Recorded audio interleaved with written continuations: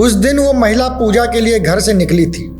वो नहीं जानती थी कि मंदिर के अंदर बैठे कुछ ऐसे लोग हैं जो देवता के नहीं, हवस के पुजारी हैं। और कुछ घंटों बाद रात के करीब 11 बजे मंदिर का पुजारी उस 50 साल की महिला की लाश लेकर आता है, जिसका पूरा शरीर खून से सना पड़ा था। लाठी से टूटी हड्डियां, फटे कपड़े और खामोश हो चुकी आत्मा। ये कहानी है उस गांव की जहां मंदिर में पूजा नहीं, बलात्कार हुआ। नमस्कार दोस्तों, उत्तर प्रदेश के बदायूं जिले में 3 जनवरी 2021 की वो शाम भी आम दिनों की तरह ही थी। एक 50 साल की महिला जो आंगनबाड़ी में काम करती थी, शाम के वक्त गांव के मंदिर में पूजा करने के लिए निकली। हर रोज की तरह उस महिला का गांव के उस मंदिर में रोज आना जाना था। वह किसी को बताकर नहीं गई थी क्योंकि उसे किसी पर शक नहीं था।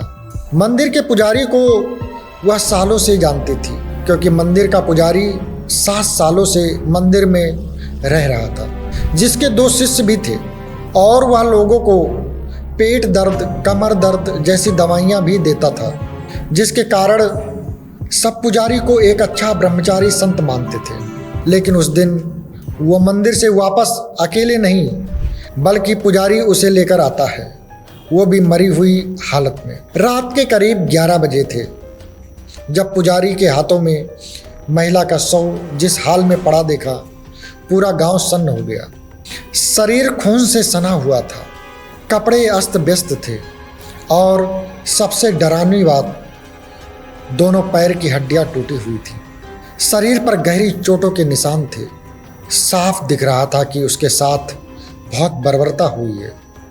लेकिन मंदिर के पुजारी और उसके सहयोगी बोले कि महिला कुएं में गिर गई थी और जब तक हमने उसे बाहर निकाला तब तक उसकी मौत हो चुकी थी। पर गांव के लोगों को यह बात हजम नहीं हो रही थी, क्योंकि जिस कुएं में गिरने की बात पुजारी ने बताई थी वहां पहुंचना ही कठिन था। और फिर पुजारी बहुत ही जैसे जल्दी में था।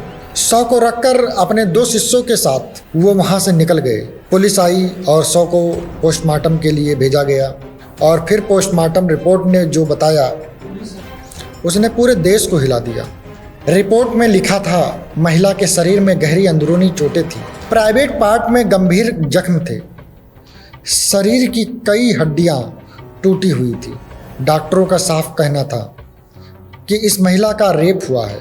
महज कुछ घंटों में यह साफ हो गया कि मंदिर के पुजारी सत्यनारायण, उसका चेहरा छुपाता साथी बेदीराम और एक तीसरा सहयोगी ज्ञानेंद्र, तीनों ने मिलकर सबसे पहले महिला से बलात्कार किया और फिर उसके शरीर को खुद घर ले गए ताकि लोगों का शक मंदिर के पुजारी पर ना जाए। इस घटना के बाद तुरंत पुलिस ने पुजारी के दोनों शिष्यों को गिरफ्तार कर लिया, पर पुजारी कहीं गायब हो गया था।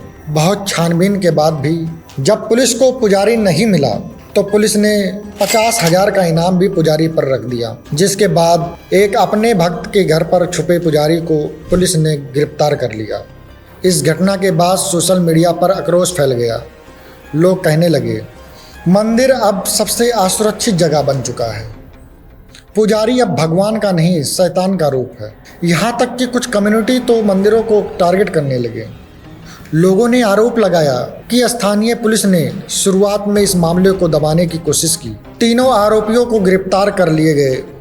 सत्यनारायण, जो मंदिर का मुखिया था, उसने शुरुआत में खुद को निर्दोष बताया, लेकिन जब पुलिस ने कड़ाई से पूछताछ की तो वो भी टूट गया।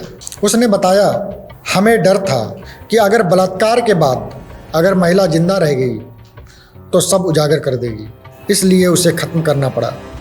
जिसे सुनकर सब हैरान हो गए, क्योंकि ये शब्द एक इंसान के नहीं हो सकते। ये शब्द एक पुजारी के थे। एक महिला जो हर रोज भगवान के दर्शन करने जाती थी, उसी मंदिर में उसके शरीर को नोचा गया, आत्मा को कुचला गया। सोचिए, क्या अब मंदिर, मस्जिद, चर्च, गुरुद्वारे जैसी जगह भी सुरक्षित नहीं रही? इस केस ने एक बार फिर से हमें दिखाया कि अपराधी सिर्फ जंगल में नहीं होते, कभी कभी वो पूजा की चौखट पर भी छिपे होते हैं। इस वीडियो को शेयर जरूर कीजिए ताकि लोगों को पता चले कि चाहे वो टीचर हो या पुजारी, किसी पर भी इतनी आसानी से भरोसा नहीं करना चाहिए।